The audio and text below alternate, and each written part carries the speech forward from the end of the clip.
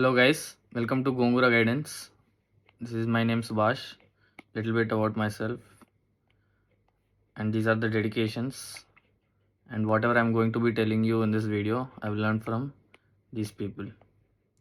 So basically this is the third video of essay which I'm going to cover, and most likely the last video. In this video I'll be showing you how I prepared essay quotes, how I used to do brainstorming on various essay quotes throughout this 23 UPSC preparation. I felt a little bit disappointed after my 22 marks of 101. So I wanted to target scoring at least 130. So in that process, whatever I learned and implemented, I've already told you in the previous two videos. And in this third video, I'll be showing you how I used to brainstorm for each topic, and how I especially brainstormed what Gautam Vivekanandan actually did to get 150 marks. And I'll be showing you a few. I don't presently I don't have most of the essays that I tried to write. One essay I found it's not in the best shape, but I'll still show you how I used to practice, and I'll show you the best the structure that I adopted and how I used to frame the paras and everything. So let's straight away get into the video. So this is the quote on which I try to decode how Gautam Vivekanandan is trying to write his essay. This is that same quote: "Happiness is not the path; happiness is the path. Happiness is not the path to destination, or something like that. Whatever that quote is." So basically, it is trying to basically show that you can either be happy after reaching some particular destination, or it is trying to show that you can always be happy even during the path itself. So that is that quote which Gautam sir wrote. So basically, I'm trying to, all these green lines is what I have tried to understand what he especially wrote, and whatever this meaning I try to write in the blue lines is what I try to understand from DK Balaji sir's essay perspective series. So I'm trying to think in this way. All this blue, whatever I've written in the blue ink, is actually the key arguments or key quotations or key examples or any other things which he tried to write. But whatever is in the green line, green ink, is actually very neutral things which can actually which decoding these neutral things is what made me to realize how he's framing an essay. These neutral things exactly signify how you can frame an essay, because the key arguments keep on changing as per quote to quote, but this whatever is in the green lines is what exactly he's trying to frame the essay. So from what I have understood from his videos, for hook he's writing mostly a poem, and later on explaining its significance in the format of these wonderful lines pose a peculiar question. If you go back and see his essay copy, I've tried to discuss it in the first or second video also, and otherwise in some way things he'll write in other, and then for the thesis statement he'll write in other or simpler words. He's going to write thesis statement, and again next preface statement he used to write something like this: however, before elaboration we need to understand what and why. So all this is what I derived by decoding his essay. So then he's giving the meaning of it. This keeps on changing as per essay to essay. Again, after defining what it is, now he's going to the why it is important part. As we can see in the green ink. Now as to the question of why, the answer is simple: following reasons. On closer observation and analysis, one may realize or wonder why. There are several reasons to justify this claim. By writing in such way, he's basically trying to go to the next sub theme of the essay, which I've talked in the skeleton of the essay, which is why that particular quality or moral or whatever the quote is trying to justify is actually important. So in this part he'll write such arguments. Again, ignore the blue part because this keeps on changing from essay to essay. And then he'll write something on this lens: having understood what and why, now we need to elaborate. So basically what he's trying to do is, now he's coming to the core part of this, how this quote exactly translates, how he's trying to justify this quote. All the justification part, the core part is comes under this. Then first he tries to give a heading of happiness as the path or something. Then he gave all these arguments. Again, these keep on changing as per quote to quote. These are the connectors which he used to begin with. Next, somewhat similar. Additionally, another. I exactly decoded what by seeing his essay what he is actually trying to do. So through that only I was able to understand that these arguments may be changing, but these connectors, these connecting lines, this is what actually is giving flow to his simplified essay, and then made me realize other things also from DK Balaji sir's class and other things. So again, after covering this part, before going to the next sub theme, he'll connect it through. All that being said, the means, that is which is in which path you are going, that is also a happy part. Then he'll connect it through, for example, furthermore, moreover, and the key arguments which he gives is meaningful life purpose. Again, these are all not important because they keep on changing as per quote to quote, but this is very important. Whatever I'm trying to write in green lines, green ink, by understanding that only, I exactly try to decode the skeleton of whatever essay I tried to tell you, and some guidance from DK Balaji sir and Vikas Ranjan sir and Sandeep Maheshwari sir's classes also. Again, before concluding, after covering both the sub-themes, then he'll come to, by this point, it is quite evident that despite all this, the bulk of the evidence points towards something on these lines. So basically, after writing antithesis, this is pointing towards the synthesis part. Therefore, to inculcate is something I tried to push it forward from DK Balaji sir's class. And in the summary, however, to cut the long story short, or in any case, this is a conclusion on something on that lines. So basically, up till here, I try to decode it from Gautam's essay, and from here on, I try to amalgamate it with DK Balaji sir's essay perspective series, whatever he tried to say. So basically, it's not exactly one person's effort. There are multiple person's effort, as I've given credit to in the start of this essay. So this is his next essay in that Vision's free copy available of his. So basically, for hook, he gives anecdote of Buddha and Angulimala. Again, he starts with this line: "This incident throws a valuable lesson." Basically, this is explanation part after the hook, and how to align it with the quote of the essay. And this highlights how, or reveals the importance of, you can use such other phrases also. So again, in the way in which he goes is, first he'll try to show what it is, and then he, rather than writing why it is important, he's trying to show what it is not also. These are the arguments which he gives, but basically they can change as per quote. So one more thing where you can try to incorporate in what it is, basically defining the key concepts of the quote is, in the narrow sense, this signifies this. However, in the broad sense, it applies to various multiple fields also. So such kind of things also you can try to incorporate. And coming to why persuasion succeeds, this is the important part which I try to write first, and then compare it with his essay. So there are, again, I try to use the same line like him. There are a couple of reasons that justify this or something on them. So again, ignore the arguments because they change as per quote to quote. And before going to the next part, it is indeed true that this concept, that is the persuasion, is important, and this can be looked at different levels for having better clarity. This line, again, I have this is a neutral line which can be used in any quote. So again, time and again, it has been seen in different varied fields. Basically, he's trying to show how it is getting translated, the core part, into different dimensions and different time zones. So again, he's trying to give various arguments in sectoral analysis and temporal analysis. This is what he does in the key part of this essay. Then before going to the antithesis, however, a question arises whether opposite can occur or already occur or did not happen, something on these lines. When persuasion actually won't bear fruits is what we are trying to write here in the antithesis part. And again, the next sub-theme is, what one may realize from this is that everything is not black and white, just like how I said. Before going to the conclusion and synthesis part, such things come. And concludingly, in this light, we can practice whatever it is. So such kind of things. His conclusion in this part is not exactly that good.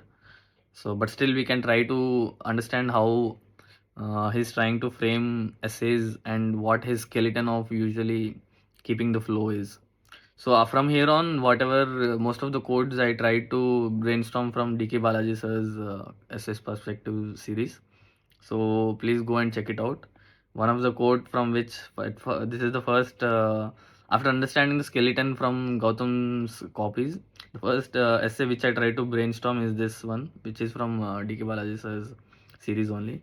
The journey as the reward and destination, something on this lines. Again, I try to use the same quote of same poem used by Gautam. Robert Frost wrote Dress Travel by. So this is my hook. Again, I try to. I'm basically when I'm brainstorming. Since this is the first time I'm trying to learn or probably by heart. That is why I'm thinking in my mind. I'm just writing a small sentence like.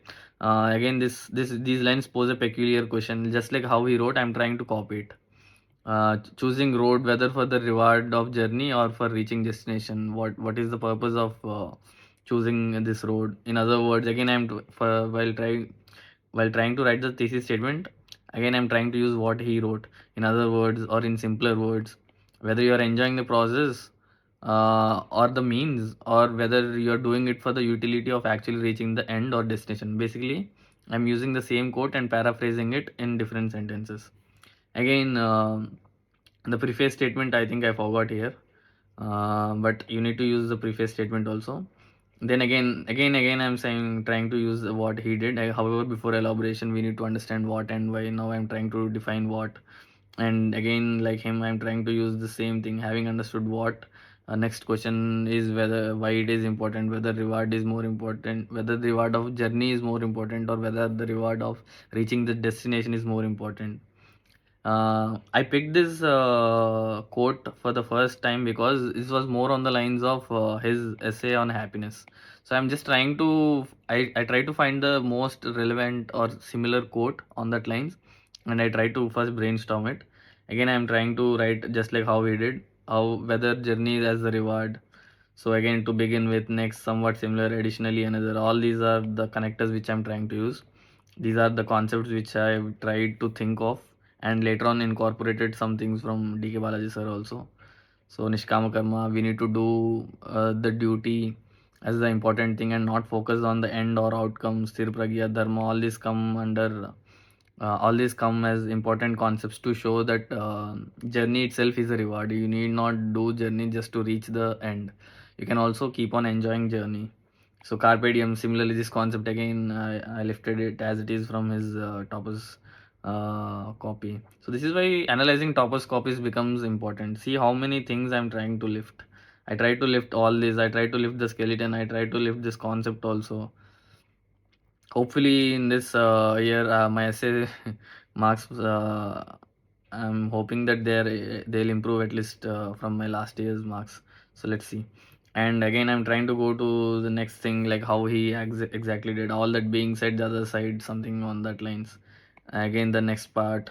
Again, the argument. These are not important. Just try to focus on the skeleton. Now, again, whatever I'm putting at X is mostly antithesis part. Now the question arises whether journey is always rewarding. Are there any scenarios where journey is actually not rewarding, but the destination is more rewarding? So I try to explore it in few dimensions, and whether destination is also not important if it is pursued through unethical or illegal means. Example I thought of as Karna. Probably this was told by DK Balaji sir.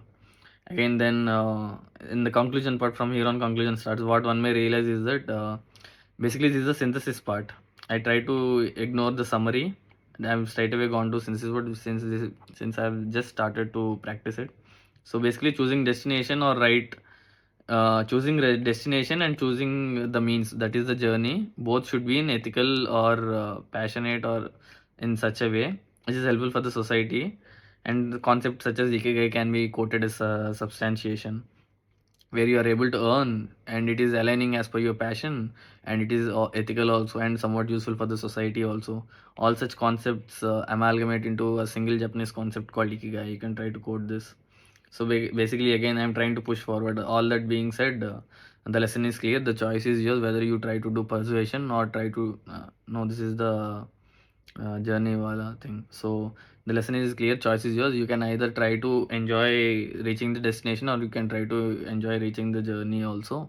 Enjoy doing the journey also, but it should be on the lines of ethical and kigai type of way.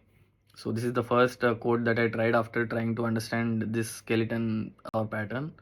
Again, the next quote which I tried to pick up from the series is: in individuals, insanity is rare, but in groups, parties, and nations, it is the rule. Basically, what it is trying to say is, if you are an individual, you don't have much thing, and the probability of you doing some insane acts which are not which can be considered as, which cannot be considered as a sane human acts, is a little bit rare. Maybe there are some few psychopaths here and there, but mostly a single individual committing an insane act is somewhat a bit of rare. But when it comes to groups, parties, or nations, it is the rule. So what he's trying to say is, when the anonymity part comes in, because you become part of a crowd, you become part of a group thing, that mob mentality, once it takes over, how they are committing lynchings, how they are committing mass crimes, how they are committing racism, any other thing, when how they are indulging into patriarchy, all such things come under this part. So this is what this quote is exactly trying to show. And for the hook, I decided that I'll use the Stanford prison experiment, which I tried to explain in the previous video.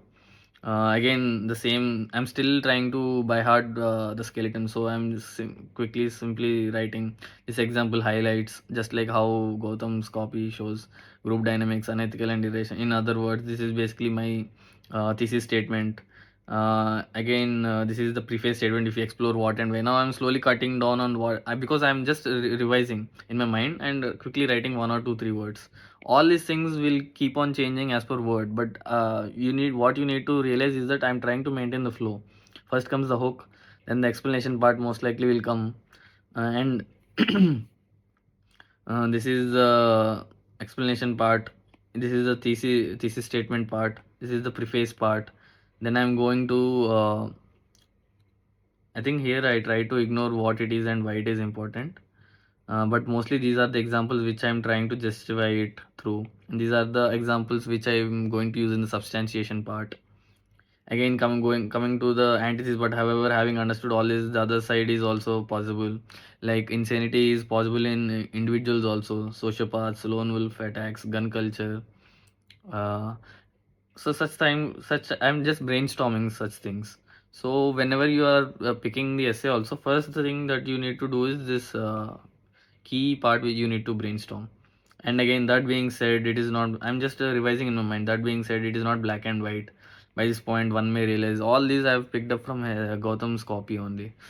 So to read, and the conclusion or summary part which I'm trying to push forward is to reduce, or to reduce insanity in the groups or parties or nations. We can use separation of powers, checks and balances, neutral evaluators, devil's advocate, who is basically criticizing your actions, pilot before implementing, not straight away implementing, but implementing in a pilot project or something, and provisions for anonymous whistleblowers, protection of minorities. You can do all this comes under the incorporating part or something on that lines. Or in conclusion also, veil of ignorance concept of John Rawls, which you'll be studying in ethics, protection of minorities, all such things, when you have taken care of, it is a little bit better to prevent insanity in groups. So coming to the next quote, which I try to brainstorm is, a right is not what someone gives you, it's what no one can actually take away from you. This is what this quote is trying to tell you. Basically, rights or privileges are not usually, it is considered as government gives us these, we can protect them in the Supreme Court or any other things. But what this quote is actually trying to say is that right is not what someone gives you. It is not given by some superior authority or state or any other thing. It is what no one can take away from you. It means, it is trying to say that being a human, you have some innate rights or some human rights or some natural rights just by being in this world. Such kind of things is what this quote is exactly trying to identify. So again, for the hook part, I tried to show this particular HR human rights are not a privilege granted by the few; they are a liberty entitled to all. I think this is a quote by this person. So maybe I'm trying to. I don't remember exactly doing this, but this is the hook I'm trying to actually do in this. Again, what you need to take away from this is, I'm just trying to give you how I'm trying to brainstorm and following the pattern of the skeleton. All these quotes are were better explained by DK Balaji sir. So after this video, whenever you are brainstorming any quote, you just first try to brainstorm it, write something on these lines, and then go watch DK Balaji sir's video, so that you can assess whether you are following roughly that pattern, and whether if it anything you can incorporate from his arguments, you can always incorporate. That is what I exactly did. So again, I'm trying to follow this quote highlights, but before elaboration, we need to understand what and why they are important. This is the what part. This is the explanation part. Basically, in between, they'll come the thesis statement and preface statement also. Since I'm getting used to it slowly, I'm reducing it. I need not write all those. And this is the first part, what it is exactly. And now for coming to the question of why it is important, I'm trying to follow the skeleton of the essay. And coming back to prescription or provision rights or protected rights, what these are those that are guaranteed by superior state or any other thing, but these are already given protected, which are innate. So some arguments on this line, some arguments on this lines. I'll share this video in the link. If you want to see, you can always see. Again, this is being a devil's advocate. This is the antithesis part, when this is exactly not true. And having understood all this, to incorporate or to inculcate is what I'm trying to write here. And this is the conclusion. But by this point, one may realize that I'm trying to start in that way and some arguments on these lines. And then here on, you can summarize, then give a synthesis statement, and then connect it to the intro, whatever you have written at the start, and then finally give a small push forward, something on that lines. However, there should be a provision for taking away, but only in exceptional circumstances, that too in just and fair manner. So basically, this is the synthesis part and giving a fair push forward. Right should first be given, and then all attempts should be made to protect them. So the code talks about not what it is given, but which are actually they cannot be taken. So this with the thesis and antithesis combining, the synthesis somewhat becomes on these lines. Right should first be given, should be guaranteed by some authority, and checks and balances should be, or some protection should be protected, so that protection should be given so that they cannot be taken away. So it is basically amalgamating. That is a synthesis part of both thesis and antithesis. However, there should be a provision for taking away also in exceptional circumstances. So we are just pushing the quote a bit forward. This is exactly what this becomes the synthesis statement. This will become the a bit pushing it forward. In between comes aligning it to whatever we wrote in the intro part also, and above it comes the summary part. So just try to maintain the flow. Imagination create reality. So all these quotes I try to brainstorm by seeing DK Balaji's video series, and whatever I try to learn from Vikas Ranjan, Gautam's copies, and Sandeep Maheshwari's YouTube video on how to attempt essays.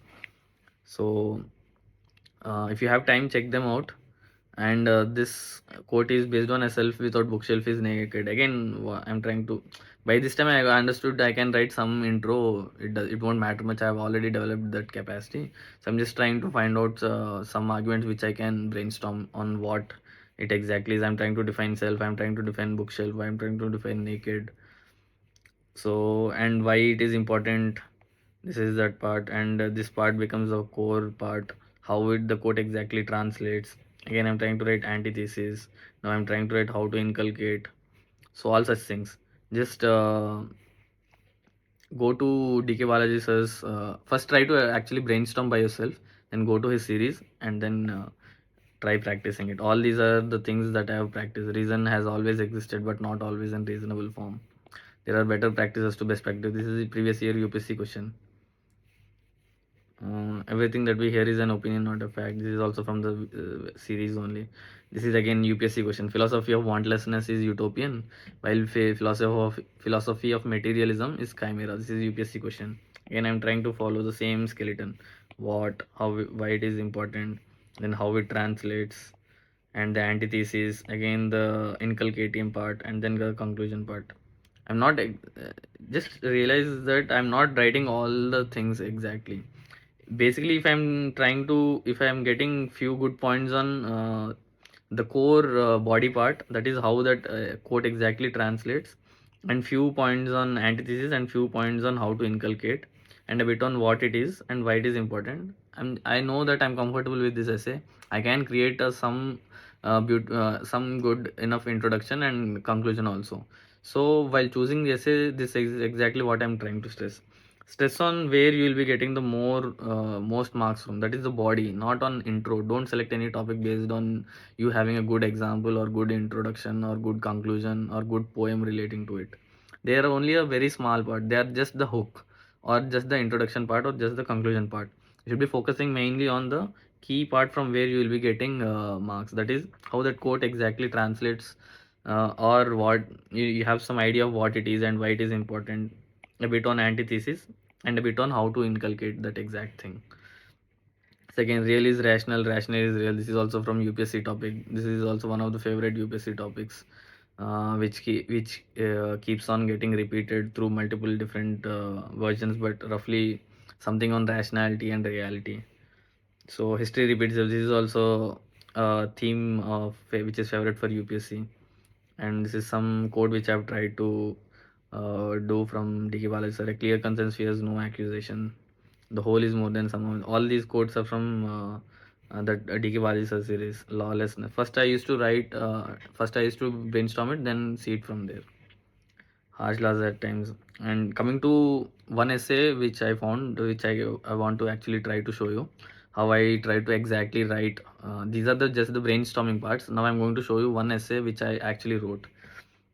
So first and foremost, I want to make sure that you exactly write the number and keep the heading. Please do not make the examiner think which essay you wrote. He can, there is a possibility of him giving you 0 marks. So please keep that in mind. You need to write the number and the quote the heading also. If possible, tick, and there'll be 4 quotes like this at the start only. If possible, try to tick, then write the number and then write the heading. So the hook that I try, just understand the quote. The only true wisdom is in knowing that you know nothing. Basically, this is a Socrates paradox. The moment I read this quote, I understood that this is a Socrates paradox, which I've read for ethics part. So I picked this quote out of 1, 2, 3, 4. I don't remember the other things, but this is what I picked.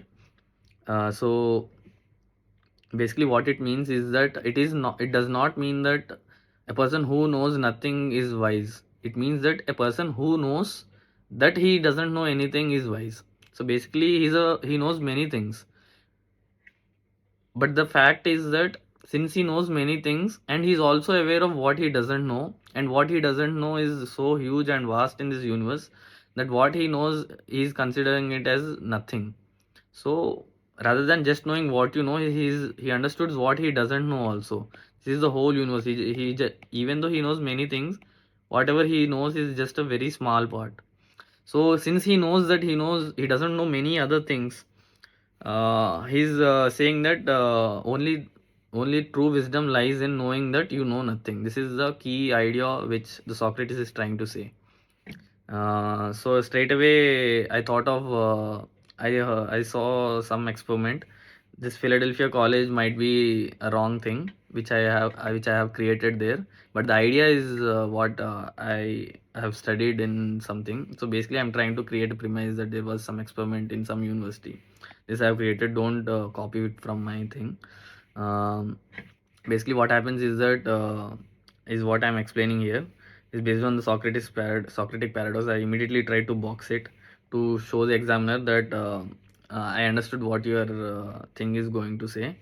So basically, in this experiment, if the scientists will ask students how they are going to fare in the exam that is going to come. Most people who will say that will fare better only. We have understood the lessons and everything. We are doing hard work. Not most of them, but many of them won't exactly get above average marks. But some people who told that they do not know how they are going to perform, because they do not know how difficult the question paper is going to be, how difficult the time constraints in the examination are going to be. They do not know, they understood the concept, but they do not know what else is there remaining in that concept to be value added from. So they took all those such factors into consideration, and they gave an answer that they do not know how they are going to perform. and those such people who said that such things have actually performed better than those people who are considering themselves that they'll perform better. So that is what I try to explain in this. Uh, but since I used many words, I don't consider this as a good introduction. My introduction almost stretched till more than 2 pages, so this is not a good introduction. The explanation part is almost the hook is nice, but the explanation part is reaching up until almost 1.5 page. That shouldn't happen. And the thesis statement, again, see the thesis statement. I'm trying to follow skeleton. So I started with a connector, and I'm trying to use the exact keywords whatever they are in the quote. So knew nothing about the difficulty of the test. The same was envisaged by Socrates. The wise man was one who knows that he knows nothing. This is the paradox of wisdom. So again, I'm trying to use the same words in which are mentioned in the quote in simpler or other words. And this is my preface para. In this essay, we'll be understanding what wisdom means and why knowing that we know nothing is important. Again, the same thing, the skeleton which I'm trying to follow. What, why, how. Also, the ill effect. This is basically the antithesis part, and a guide to develop true wisdom. So basically, this is the inculcating part. So again, coming to the body, first I'm trying to show what wisdom is. This is the my first sub thing. So the connector is, before delving into the topic, we need to clearly understand what wisdom is. This whole sentence is a connector. So do not think that connector or phrasal sentence just are just one word at the starting of the para. Sometimes they can be a full sentence also. These connecting sentences is what I've picked up from Gautam's copy. So basically what how I'm trying to define wisdom is that everything we perceive in the social world, whether quantitative or qualitative, is data. This is my understanding from the sociology part. So whatever we are perceiving is data, and whether it is arranged in a systematic way, it becomes information. And when we convert that information into some practical utility, it becomes knowledge. And wisdom is ability to use this exact knowledge in the right way, in the right amount, at the right time, and for a right cause. So basically, I try to convert a quote which I learned for ethics into defining aspect of wisdom. This is actually a quote which I learned for anger. So there is one famous quote: "Everybody can get angry, but getting angry in the right way, in the right amount, at the right time, for the right cause is positive aspect of anger." Something on that lines. So I basically picked that same quote and exactly tried to use it to define what wisdom is. So it is. I'm trying to explain it a bit further and align it to the key quote. What you do not know. Again, the same thing which I'm trying to align it here. So next, I'm going to the next sub theme. Why it is important. Why it is important to know that you know nothing. I'm trying to, again, the connector. Now I'm now coming to knowing that we know nothing. It has few vital applications. This is exactly same thing which I'm trying to. I copied from Gautam's copy. Again, the this key argument in this para of me is why it is important is it improves it inculcates humility inside you. And the substantiation which I gave was of the example of Michael Phelps. So how despite him being touted as the most possible chance to win, he remains humble and says that anything can happen in a race or some sort of thing. Again, the next para, again, I'm using connector. Again, my key argument for this para is curiosity. Why knowing that you know nothing is important is it develops curiosity in you, because you know that there are many other things to learn, and if there are many other things to learn, it will develop curiosity in you. Again, I'm giving example of Verrier Elvin. This is also from sociology. My optional is sociology, so I'm trying to use sociological concepts, sociological examples or something. You can also do or whatever optional you have. Again, again a connector. Also, this time I'm using the key argument is when we know that we know nothing, we'll be able to seek guidance from other people, from mentors, from peers, from parents, any other people. So the explanation part I am trying to say, this guidance will actually help in quickly understanding the subject holistically, not just in a one-sided view or partial view. It will help. Seeking guidance will help in understanding the whole subject holistically. And substantiation is again I'm trying to use some explanation. Even explanations can be used as substantiation. Again, the next connector is now coming to the question of how that we know nothing. Again, this is the core part, the core body part. In this, as I've said, I'm trying to use that firstly, secondly, thirdly, lastly in this core part. I'm trying to show how this quote exactly translates into reality. So what I'm trying to show is this will lead to holistic understanding, because basically this is the substantiation part only. This will come under this. I felt that it has become a big para. So again, I try to second. The second argument is this. Second argument which I'm trying to give is it will help in us inculcating some um, buffer time for crisis or some other things. If we know that we know nothing, we are able to inculcate some extra time. For example, when the future is uncertain, India, in this example, I'm trying to show that since the future is uncertain and India knows that anything can happen, we cannot perceive how the future can be. It is trying to maintain buffer stocks of food grains or oil reserves or forex reserves or any other things. But if you know that I know what is going to happen and prepare for exact moment, you will fail. It can go haywire. So such things can happen. Again, thirdly, the third argument which I'm trying to give is we can avoid quick judgments. If we try to inculcate that mindset that we know nothing. So again, this is key part of natural justice. Again, this is the connector. This is the key argument. This is the explanation part. Again, this is the substantiation part.